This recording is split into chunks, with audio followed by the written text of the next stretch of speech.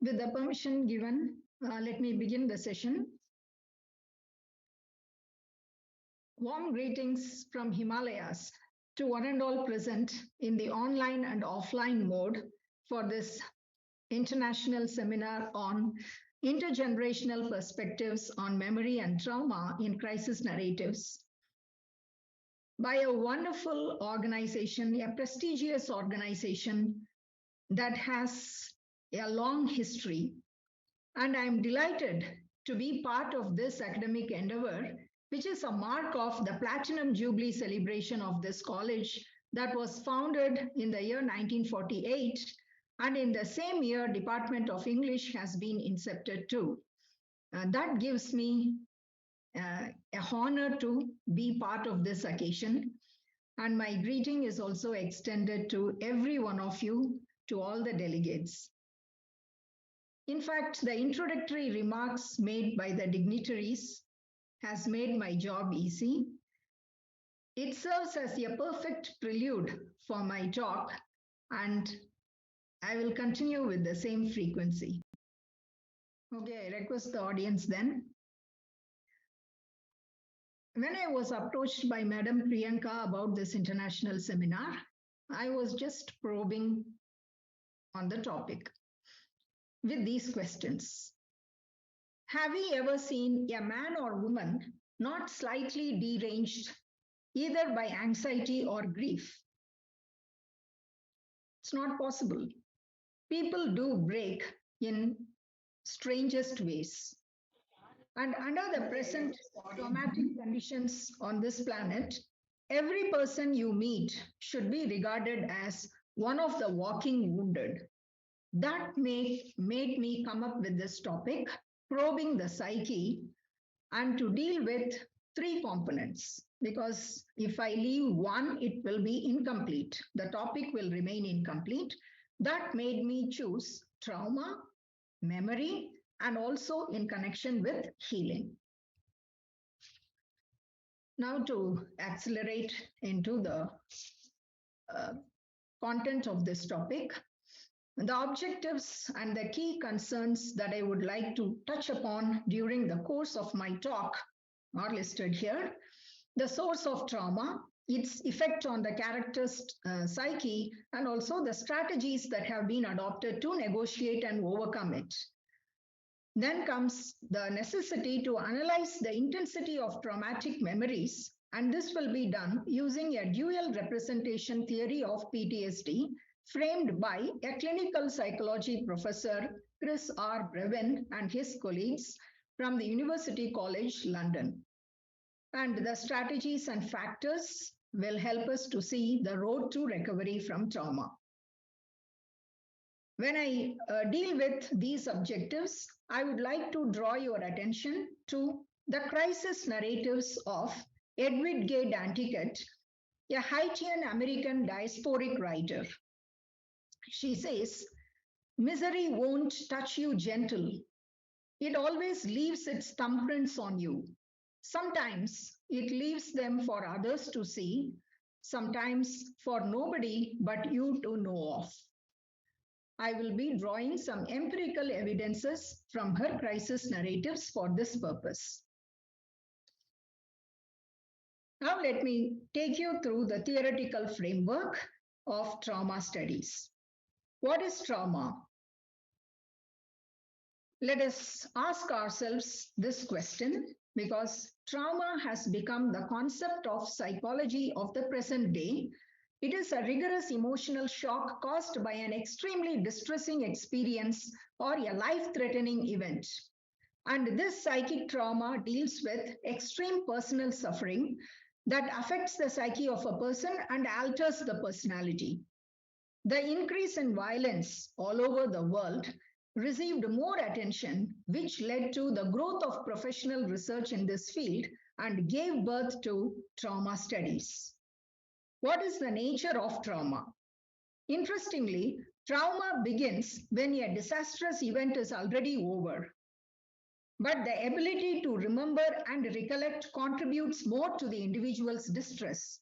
Therefore, trauma is not bound by time or place. or the origin of the event. It is not directly connected only with that moment when it has happened. The shock actually carries the individual beyond the first moment.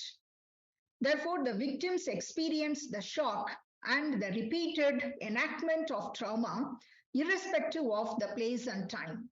This is called the belated effect of trauma, and this belated effect bestows an ultimate shock in an individual, and the magnitude of this shock is higher when the event is recollected compared to the original time of the event. And Kathy Carew details the impact of trauma on the psyche of an individual. I have highlighted the important points here, that it affects the individual with a temporal delay because the shock is experienced after the first moment, and it causes repeated suffering. The event causes repeated suffering. Hence, the trauma victims hesitate to process trauma as it would be painful. But still, the event becomes unconsciously repetitive against the will of the individual. And I have mentioned the continual leaving of the site. That trauma is experienced irrespective of the time and place. And Dory Lobb uses the term collapse of witnessing by highlighting the impossibility of knowing the moment that first constituted it. Now, the traditional Freudian notion states that trauma is a result of unfulfilled fantasy. But later, Freud was startled to see the repeatedness of the trauma dreams that could not be understood in terms of wish or unconscious meaning. The problem of trauma is the event literally returns against the will of the individual. And Kathy Carew explains the literality of the dreams thus. Even modern analysts have remarked on the surprising literality as well as the non-symbolic nature of the traumatic dreams and flashbacks. And this is how they resist any cure, by remaining precisely literal. Not only literal, the images are very vivid. The events and the images are vivid and they are highly detailed. Thus, the traumatized carry an untold and impossible history within them, and it is the history of memory. As trauma threatens the safety of the day-to-day life and ruptures the confidence of the individual, trauma sufferers may have to develop problems with relationships and their self-esteem, or they may develop post-traumatic stress disorder, known in short as PTSD. This is an anxiety disorder that may develop after exposure to a terrifying event or an ordeal in which a severe physical harm has occurred or it has been threatened. So the PTSD and the various causes for this disorder have been listed by the scholars Emily J. Ozer and Daniel Weiss in their article titled Who Develops PTSD? They talk about the responses and how it varies widely, and the responses range from temporal disruption of functioning. It disrupts the functioning of the day-to-day life, and it can go to the extent of chronic clinical condition that is referred by the term PTSD, and the diagnosis of this theory was formalized in 1980. Here, the effects of extreme stress was primarily focused on war. Example, the shell shock that was experienced in World War I by the soldiers, and it is also due to the sexual assault against women.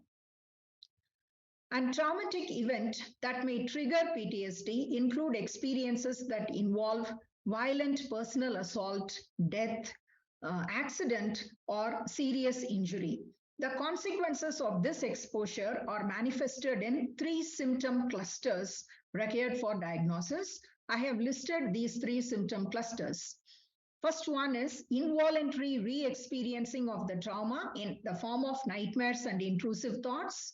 And secondly, it can cause emotional numbness in some of the victims. That is the numbing of responsivity, not being able to have loving feelings. They cannot enjoy life. They cannot live their life. There is a feeling and a sense of emptiness within them. Thirdly, it can cause increased arousal, resulting in difficulties in sleeping or concentrating, and also hypervigilant and exaggerated startled responses experienced by some of the victims. Such symptoms affects the psyche of an individual because these are the traumatic symptoms that affects the psyche, and it is brought on by the memory of conflict. And here we will understand through these symptoms. To be traumatized is to be haunted by an image or an event. See, even if the memory of the traumatic incident is lost from the consciousness, it still stays. It will continue to remain in the subconscious and finds expression in the form of nightmares and intrusive thoughts. That is the nature of trauma. That is where the involuntary re-experiencing of trauma happens as a reenactment of the original incident. And the dreams which occur in such a state repeatedly place that individual back into the same situation when that event happened. That emotional response will be the same. Physiological and emotional response towards the incident will be the same because the dream state will put the individual back into the same situation from which they wake up in another fright. And this is associated with a type of memory known as situational accessible memories, in short known as SAMs. And this memory is non-verbal in nature. I will be giving more details about this memory. It is non-verbal, that means it cannot be processed linguistically. Verbally, the trauma victims will not narrate the events of what happened to them. Rather, the images and the events will induce this memory in them. Here I would like to draw some empirical evidences from Danticat's crisis narratives to make these symptoms more familiar as experienced by the trauma victims and the survivors in the narratives. Edward K. Danticat, in her novels, she creates the background against the social, cultural, and political events that has happened in Haiti. And against these events, she explores the human psyche in all her works, where memory forms the thematic thread in her works, and a constant clash between memory and reality is also found. And in the novel Dew Breaker, published in 2004, there is a character, Anne, who is one among the traumatized. And this character has lost her parents and her brother at a very young age, and she has developed an aversion for symmetry that reminds her of her losses. And in fact, she has also stopped going to sea after the drowning event of her brother. Quote unquote, her heart raced even when she happened upon images of waves on television. Let me slightly adjust this. This is what I'm trying to show here, how the image, the survivors are traumatized and they are haunted continually by an image or an event. This evidence shows her heart raced even when she happened upon images of waves on the television after the drowning of her brother in the sea. And here you can see how traumatic memory is induced under specific conditions. It recurs in situations that are reminiscent of the actual traumatic circumstances. This is known as the intrusive memory, and this intrusive memory is part of the situational accessible memory. And this memory makes the survivor. It is a kind of verbal visual.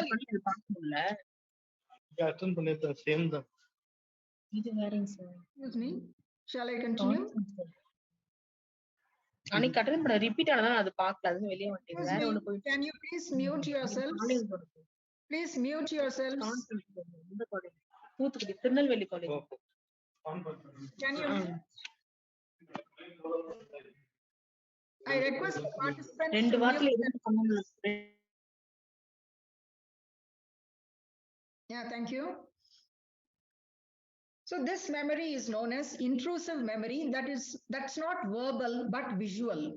So such visual intrusions make the survivor feel that the traumatic event is happening in the present because the images are so vivid that the person becomes involved in the entire experience once again.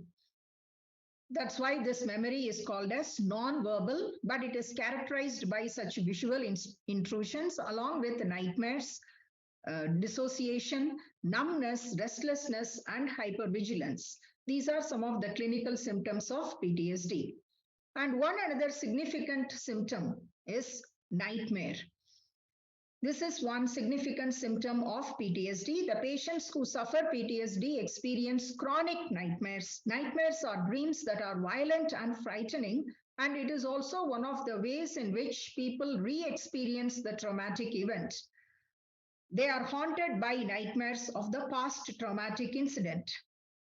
Here, let me give you the example from Danticat's first novel titled Breath, Ice, Memory, published in 1994.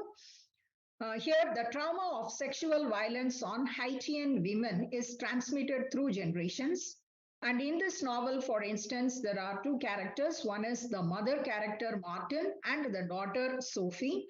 The Sophie, who is the daughter of Martin, was haunted by the memories of testing. Okay, and her mother, Martin, was obsessed with memories of rape, which resulted in the form of nightmares.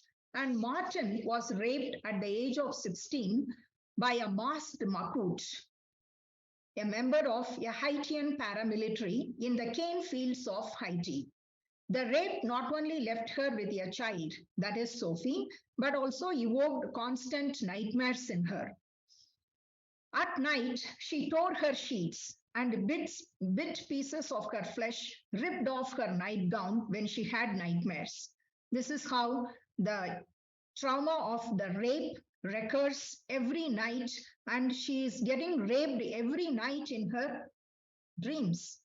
That shows the intensity of her nightmares. And Martin says, the nightmares, I thought they would fade with age, but no, it's like getting raped every night. Incapable to disconnect herself from that moment of rape, Martin never distinguished between the present and the past. Though her present was shaped by her lover, Mark, Sophie, her daughter, remained as a living memory of the past.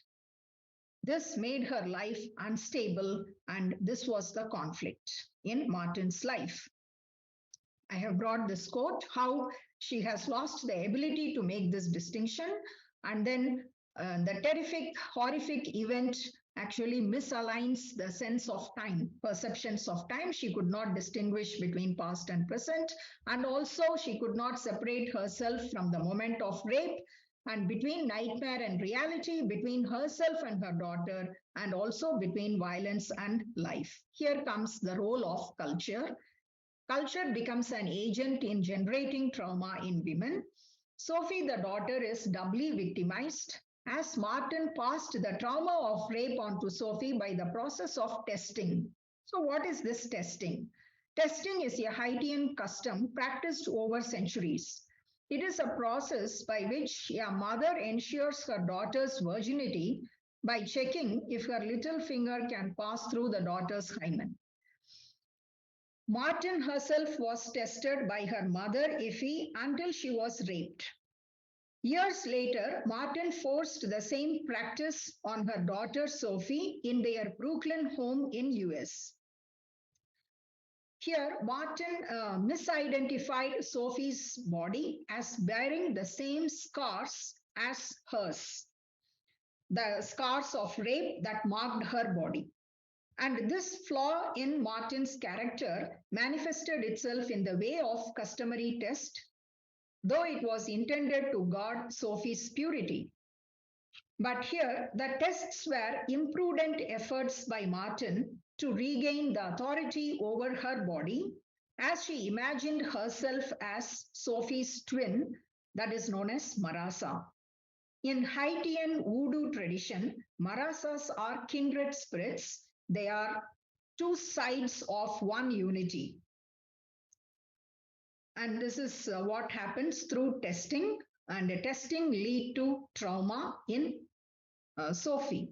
And similar to testing, there is one another practice known as female genital circumcision practiced in African countries. This is also an instrument in generating trauma in women. Now, Martin's phobias, her anxieties, and the test she carried out left Sophie terrified, and testing led to trauma in Sophie. The practice of testing made her view her body as a site of shame. And Sophie used a particular technique to escape the horrors of testing, and this technique is known as doubling. She imagined herself in some other place, or she imagined some beautiful things to distract her mind from the process of testing. This is how she disengaged herself from the present and thought of her childhood days in Haiti. This is the concept of doubling, which acts like a split identity of she is physically present there in flesh, but then her mind is taken away from her body and she remains as a shadow in another world to cope with trauma, to cope with the process of testing which started haunting her. And this process of doubling, where the self is divided into two, that is split into two, actually carries ethical contradictions also. And this has been practiced by the Nazi doctors. And there are pathological examples to show how a person can compartmentalize themselves so that they can be loving father or a loving husband on the one hand, and also a ruthless torturer on the other hand, when it is demanded by the military scenarios. Here comes the role of memory. It is ghostly because it carries the past and the wounds of the past with it, and it is ghastly, making the present moment shattered. And memory here can be a jubilee and a knell. It can be a jubilee provided the victims escape from the present moment to think of good memories and pleasant memories, but it can be a knell when it haunts them continually. Kolk and Cart in their paper talks about the nature of memory. They say that we tend to forget, no, memory, our memories are not very strong. We think we remember everything, but then we tend to forget. And it is forgetfulness that makes our life peaceful. Then what is the nature of this memory? And here memories are malleable in nature because it constantly reworks and recategorizes the happenings in life. But at the same time, there are few memories which are fixed in the mind and they are not altered even by the passage of time or by the intervention of the subsequent re-experiencing. When the same event is re-experienced by the trauma victims, without any modification, they remember the original event with all the details. That makes the experience traumatic, and it is the catastrophe of trauma. This post-traumatic nightmares are re-experiencing the events at night over and over again. Even after it is experienced again and again, there is no modification of that memory. So there are few memories which are also fixed in mind that causes trauma. So this is the nature of memory in connection with nightmare and especially the post-traumatic nightmares that is connected with the event. Then there are other significant symptoms too, apart from nightmare. Let me point out one, that is dissociation. We all know that trauma survivors find it very difficult to bond with others and they prefer to stay aloof. That is dissociation, a withdrawal symptom. This is explained by Erikson, the psychologist, as a protective envelope. They want to withdraw into a secret self, a place that is mute, that is lonely, and a solitary burden is carried by them. And in some cases, there might be symptoms like emotional numbness with that they feel a sense of emptiness around them. And in some cases, there will be hyperactive with increased arousal. These are common symptoms in trauma victims. Now, to apply this through theory, There is a theory framed by Chris R. Brevin, that is dual representation theory. Through this theory, we can see the role of memory. And dual representation theory talks about some basic assumptions which we carry as human beings about life. Always, in general, human beings assume that we are personally invulnerable. I'm not vulnerable to death or disease. I will not be afflicted by cancer. This kind of invulnerability is an assumption that we carry, that my status in social hierarchy is permanent. The figures to whom I am attached in life are continually available for me. That's why when there is a death, there is a sudden vacuum, and this results in a loss, catastrophic loss, that can lead even to a traumatic suffering and pain. And we do think that there is an orderly relation that exists between our actions and outcomes. However, the types of events that happen in our life indicate that the world is uncontrollable and the events in our life are unpredictable. This include a major illness, suddenly diagnosed with cancer, or suddenly becoming disabled after an accident or something.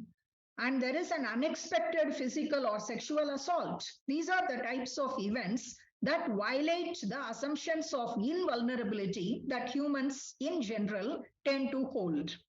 It can be loss of employment, it can be bereavement or involvement in accident which we didn't expect, conflict and natural disasters that can lead to a traumatic result. And now this is the theory known as dual representation that human beings hold. And this theory states that trauma experienced after early childhood give rise to two sorts of memories known as situational accessible memories and verbally accessible memories. Let me show the distinction between these two sorts of memories. The feature of situational accessible memory, as I mentioned earlier, it is non-verbal. It cannot be processed linguistically, but some of its features are it is associated with a strong emotional response and bodily sensations. It carries and preserves the same perception and emotion experienced by a victim at the time of the incident. So the emotions and the perceptions will remain the same without any change in the form of sight, sound, and smell, but not in the form of verbal narrative. The survivor usually tend to dissociate themselves from the event out of fear. They don't want to relive it again or to enter into negative moods. But the information is already within their subconscious mind in the form of sensory information and spatial images, which are highly detailed and very vividly recorded. But the individual cannot deliberately access this information. In other words, this memory only kindles the involuntary repetition of the event as nightmare, and the information is difficult to edit because the individual cannot access this information. And due to fear, the individual dissociate themselves from the event and they don't have the courage to verbalize the event. But they are accompanied, this information is accompanied by emotional and physiological challenges. These are experienced during the traumatic event, and after the traumatic event, whatever the experience continues. And for example, the rape victim whom I mentioned, who is also the mother character Martin, she was unable to process her trauma in a healthy way because she could not verbalize. And after every violent nightmare, she just told her daughter the details are too much. And despite her daughter's efforts to take her to a therapist and to make her attend therapeutic classes, Martin could not face this trauma. She could not process this trauma in a very healthy way by verbalizing it. Therefore, she could not become free. Now, this also made her not to visit Haiti and where she feels that if she visits Haiti, there are ghosts there that I can't face, and the things are still very painful for me. This is how her intrusive memory consists of the image of the masked man who raped her. And if she goes to that site of rape, then it will be accompanied by high levels of physiological arousal, and there will be a reenactment of the original incident. Though she is experiencing it every night, the degree of it will be higher if she visits that place. That makes her fearful not to visit that place. And we can see the intensity of her nightmares by the details. Whenever she struggles with nightmare, her nightmares are accompanied by screaming, thrashing of the sheets, sweating and shaking, ripping her nightgown. That shows the intensity of the nightmare and how violent and frightening it is for her when she feels raped every night. And this is the nature of situational accessible memory. And now coming to VAMS. Unlike SAM, verbally accessible knowledge of trauma consists of a series of autobiographical memories that can be episodic, in the sense it can be edited. Okay, the information in this memory can be edited progressively and deliberately. It can be edited to control the affect. That's why I told you in Martin's case, she experiences it with all the affect of the incident. But in VAMS, the individual has the has the capacity to control the affect. This memory, because this memory is processed verbally, there is a verbal narrative possible for this memory, and there is no here and now threat attached to this. The conscious experience of the traumatic event is brought forth by the individual either as a verbal narrative or by voluntary recall, and this way there is an integration between the past and the present. Earlier there was a dissociation between the past and the present, and Martin had the inability to distinguish between these two time frames. But now in VAMS, there is an integration into the present. The past can be integrated into the present, and that is a way to recover from trauma.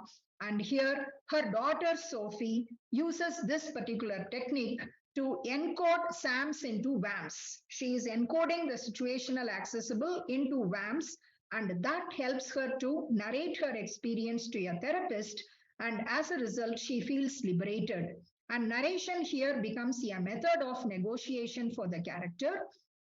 And here, let me make the point that through this character, Sophie refuses to remain silent. That is very important because silencing is definitely not a sensible way to deal with trauma. Voicing out the event, the experience, it helps the victims to become free. Psychologically, they will be free. They have to invest the horror of the experience in words in order to release themselves from the weight of trauma. And this is one way of healing. Okay. This is the goal of dual representation theory too. Now coming to let me check the time. Hope I'm on track. Let me take just 5 to 10 minutes. Now I'm in the last leg of the presentation, the third part of the presentation. I have divided it into 3 components: trauma, memory, and healing. I have shown you the source of trauma, then the working of the memory, and then comes to the last part, healing, which is always the road to recovery. There is a road to recovery to get rid of trauma and to become better, to lead a peaceful life once again. And there are different strategies which I have listed here. Actually, survival itself becomes a crisis for trauma victims. But then there are diverse strategies to overcome this catastrophe and to embrace life. And in the journey towards recovery, the following strategies can be applied. The Caribbean way of doing it is native religious traditions. There is you can draw sustenance and support from native religious traditions. And some of the characters try to do this when they are in isolation or when they feel guilty. They take refuge in religion by narrating miracle stories. Some characters try to interact with their family members through miracle stories. This is how they draw sustenance from religion. Then, clinically, psychotherapy is the most recommended solution. This will help the victims, the survivors, to lead a new life, to discover themselves anew. And this is a collaborative method based on the relationship between the individual and the psychologist. Here, the psychologist provides a supportive environment that enables the survivors to open up, because the psychologist can be trusted as a person who is objective, neutral, and also non-judgmental. And in the therapeutic meetings, one particular ritual was adopted by the characters, that is to write the names of the abusers in a piece of paper and watch the paper consumed by the candle flames. The ritual of burning the name signals a symbolic revenge. It symbols symbolic revenge against the victimizers. Here, Sophie found her mother as a victim, so she wrote her mother's name and burnt it, and that way she felt free and liberated, which is a part of the healing process. Then another technique suggested by the therapist is confrontational therapy. And here, the daughter Sophie makes a visit to Haiti, which her mother could not do. She makes a visit to Haiti in order to confront. So, revisiting the site of horror can also help in healing. It becomes the site of healing, actually. What happened in the case of this character, Sophie, is that she went to Haiti and she encountered the cane fields where her mother's rape was enacted. And her visiting this cane field was part of the healing process for her, because she imagined the cane stalks to be her father's ghost, and she started attacking the cane stalks physically by running into that cane field. And by attacking the cane, actually what Sophie is doing here is she is beating back the hurt enacted upon her mother's body in that very same space. And she is also confronting her links with the past, because she had been the living memory of the past who aggravated the stress of her mother. Therefore, she confronted her links with the past and also the common bonds of suffering that existed between herself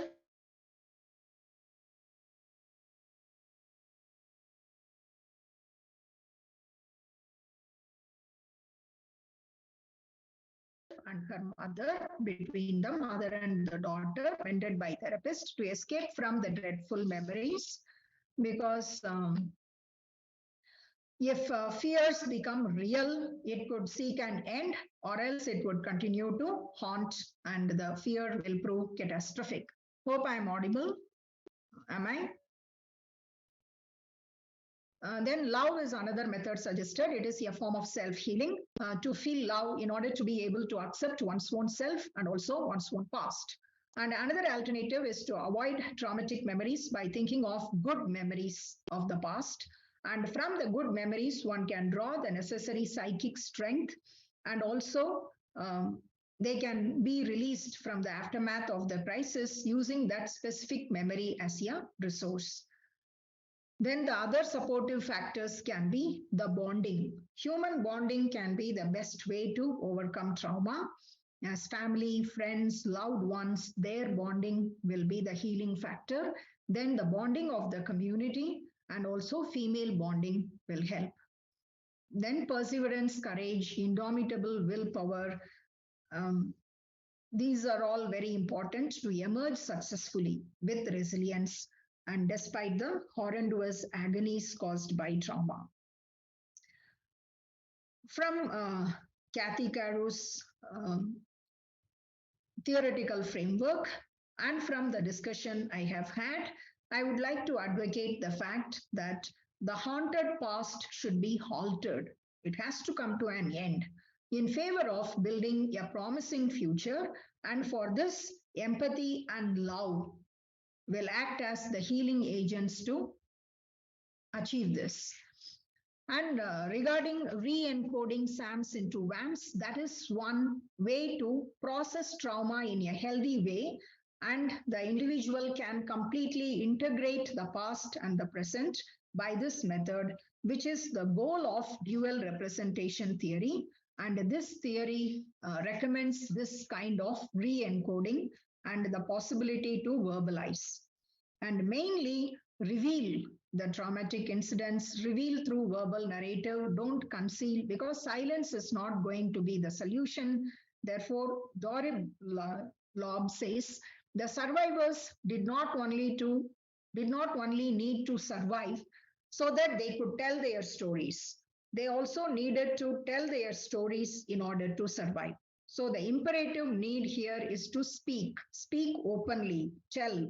Narrative is a method of negotiation and come to know one's own story. So this is how you will know your own buried truth in order to be able to live with it and live one's life successfully. So this is the bonding that is required. Here I come to the end of the task, but then as a post-seminar activity, okay, we are conducting a seminar and we are deliberating. It is an one-day affair that is happening, but how to take it forward?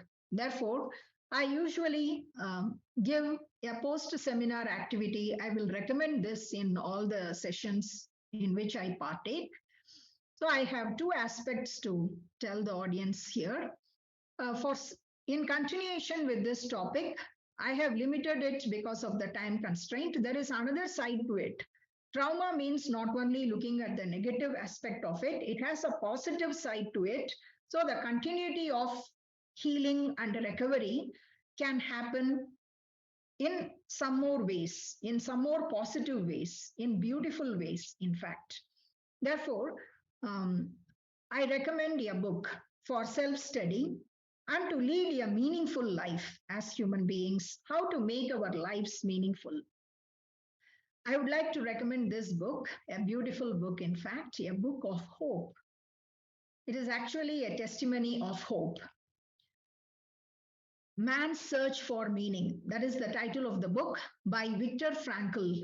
And Viktor Frankl himself is the survivor of 4 concentration camps. So you can imagine the brutality of the concentration camps. And he is the survivor of the 4 concentration camps. And after that, he is alive. He was alive and he could write a book and he could practice his profession as a doctor. Because what motivated him is a theory known as logotherapy. He himself practiced it upon himself in the concentration camps. He calls this concept as logotherapy. And he adopts a particular technique known as de-reflection. I told about doubling, and he adopts a process and a technique known as de-reflection. Whenever the mind is stressed, deviate your mind and concentrate on something that you like. And this is what in the concentration camp he tried to do, that kept him alive. And he used to constantly think of the loved ones, the good memories. This inspired him to live and to come out successfully as a survivor of the camp. And he feels love is the ultimate and the highest goal. It is the most powerful force that can heal, that can inspire, and that can make us reach greater heights and can achieve our goals. And it is both earthly and divine. So that is why it is called the salvation of man is through love and in love. And that's the hope. His life is filled with cracks, but then he blossomed. And another book I would like to recommend for individuals and for library, and in order to save our ecosystem, which is our responsibility, is a book that has been edited by me with a collection of papers that talks about relevant happenings on ecocentric discipline, that is titled Ecocentric Literature, Writing for the Green World. It brings all the relevant happenings to the world, to the planet, what is happening, and also what kind of solutions are brought and enacted upon different parts of the world by different countries. And this is the most latest and very relevant aspects are discussed in this book through narratives and through poems, through theories. So I would like to recommend this book to our esteemed audience. And the audience here, I hope they are diverse from different backgrounds. So that's why I thought this platform would be appropriate to make this recommendation as a post-seminar activity. Please make use of these two books to enrich your lives. Thank you very much for the opportunity. Hope I have made the session meaningful and given you some food for thought. Let me stop sharing and take questions, if any. Participants, if you have any questions, kindly type it in the chat box.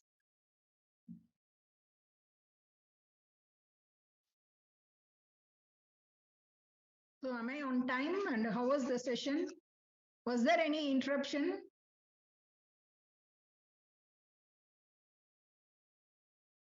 No, ma'am, it was fine. And we were benefited so much by your speech. Thank you so much. Yeah, thank you. Thank you so much. From your warm welcome, I could feel the atmosphere. I felt I am present there.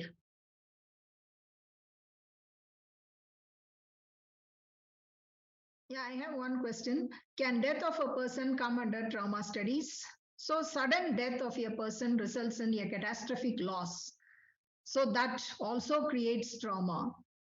So when a wife is very dependent upon a husband, or when there is the sudden loss of a son on whom the parents depend at a very young age, when the son dies prematurely, that the effect of that incident can be traumatic, isn't it?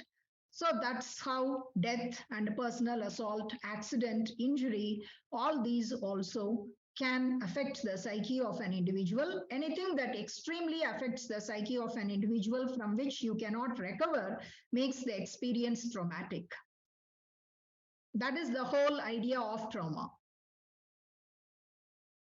It is excessive suffering, extreme grief, from which you could not recover and you are totally shattered, emotionally shattered. So physical happenings might be, or emotionally, if anybody is shattered, all these are going to have the implications on our mind, isn't it? So that is why it is psychological. It is not revenge. Another question let me take. Will revenge helps? Revenge, it is not literally revenge. So to get rid of that negative feeling, to expunge that feeling, an act of symbolic revenge. It is always suggested by therapists, no? When you are feeling angry or when you hate somebody, you write their name on a piece of paper and tear that paper into 100 pieces. When you are tearing that paper, that act of tearing it will help you to will help in catharsis. Okay. You are cleansing, your emotions are being cleansed. You are ventilating all your negative feelings and your emotions are being cleansed. So it becomes a symbolic act in therapeutic meetings. Another question, how can we deal with the child trauma with post-colonial trauma? Yeah, I have not dealt with specific aspects of child trauma or post-colonial studies. Generally, this is the nature of trauma. And after early childhood, whenever trauma is experienced, then these are the ways we can coax the child emotionally to narrate that experience. Because children, when they are horrified by a particular experience, especially sexual abuse, then they don't want to share. They feel that there is a guilt within them, but the parents can be very supportive. That is where the family, the bonding of the family and the friends come. And this emotional bonding will help the child to recover from trauma by sharing the memory of that incident when it is verbally narrated and shared. So we feel relieved, isn't it? There is no guilt attached to that feeling, and that itself makes the victim recover from the incident. Then, yeah, when it comes to post-colonial studies, here I would like to mention the point. Not only, yeah, post-colonial has left not only the individuals with the experience of trauma, it has also given a violent past for the nations. The nations who experienced colonialism, they also felt this traumatic past, the history of traumatic past under the hands of the colonizers. As a result, individuals and the nations together, they can narrate their stories. Nations also need to narrate their stories. Nation and narration. That is another way to, another method to negotiate the memory. And this has to happen as a collective memory of the violent past, so that the nation also needs a period of recovery from colonialism when it moved to the post-colonial phase. And we can also take the example of Afghanistan. If you read the literature of Afghanistan, and especially the narratives of Khalid Hosseini in his novels, he talks about the political shift that has happened, the volatile political situation in Afghanistan, and the tremendous suffering it has inflicted upon the people under different regimes from 1980 to 2010, frequent change in regimes, including Taliban, then Soviet Russia. So that has left the country with a lot of scars, historical scars. That's where writers like Khalid Hosseini come into play to talk about their nation in the form of a narrative. He gives the life of, he presents the life of the individuals in the political situation of Afghanistan, how it had been. So a chunk of politics of Afghanistan will be there in the thread of his narrative. That is a way to make the nation recover from its trauma. This is what literature and writers are doing. It is a subtle way to treat the scars and the wounds that have been inflicted on individuals and on countries which carry certain violent past. I hope I have answered with regard to post-colonial studies. And coming to next by Ankita Chaudhary, can post-pandemic homesickness fall under trauma? Not necessarily, because in the new normal, once the situation recovered, people started reliving their lives in the new normal according to the new conditions. If the lockdown and if things had prolonged endlessly, then it might have resulted in a traumatic situation for wage laborers, at least, whose survival depends on their daily work and daily wages. For them, lockdown would have proved a curse, and it would have shattered their lives, physical lives, and their survival would have been under threat. So that way, it would have caused trauma. Next one, I will take this Kiran Vinita. Can you explain how far trauma of an individual affects the family member? Does it become collective? Yeah, obviously, trauma of an individual will affect the family. If it is a wife or a husband or a child, then the whole family unit is going to be affected in one way or the other. There will be an emotional setback. That will be the effect, not necessarily that everyone should be traumatic. We have seen cases in day-to-day life. You might have come across cases where children are physically challenged, disabled children are there. So we can understand the emotional consciousness of the parents. A child who cannot move and who is completely bedridden from birth, then how a parent will feel. They will feel traumatic because of that circumstance, because of that situation. But still, we can see mother figures here who are very strong, and they will try all sorts of ways and means to bring some comfort for the child, because they feel that the child depends on them, so they have to be strong. This is how our Indian women are emotionally and mentally more strong at different circumstances to overcome such family setbacks, whatever happens in the family. And for a family member, if there is anything that is traumatic, then they try to, especially women, they try to stand for themselves, and they are very protective.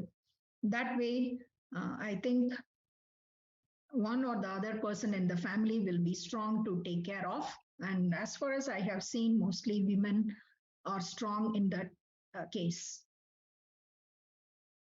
Okay, next one. If we watch a catastrophic event on television or any other medium, can we say we are traumatized by watching it? Is there any theory related to the same?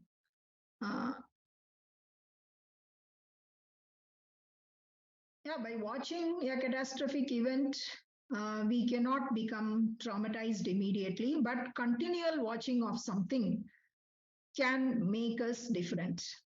This is always a common example given by speakers in panel discussion and in Pattimandram is that serial watching. If you watch serial continuously where women are portrayed as very vengeful, with a lot of anger. They are always talking about taking revenge and negative things. If women are portrayed like that, and if we continue to watch that kind of portrayal for years together as telecasted as a web series or serials and television, then it will have an impact on the psyche. Unconsciously, we will be consuming the content, isn't it? It can't be traumatized, but it will have certain impact on the character of a person. So the unconsciously, the character of a person gets molded into negativity by watching such episodes, which are negative in nature. Continual watching of anything negative is going to have its impact, is a fundamental idea I would like to share here. Next one, do crises make people become destructive? Yeah, mostly it is self-destructive. And here we find when a character or when a person could not process their trauma in a healthy way, they always attempted suicide. They want to relieve their burden by death. And when death is not coming naturally, they will go towards it and they will go for it. That's how it proves to be destructive in most of the cases. Excuse me, ma'am. Due to Yeah, time, yes, to the there next are many questions. for your And patience. they are very interesting. That's why I got involved. Thank you, ma'am. It was really meaningful for us. Yeah, thank you.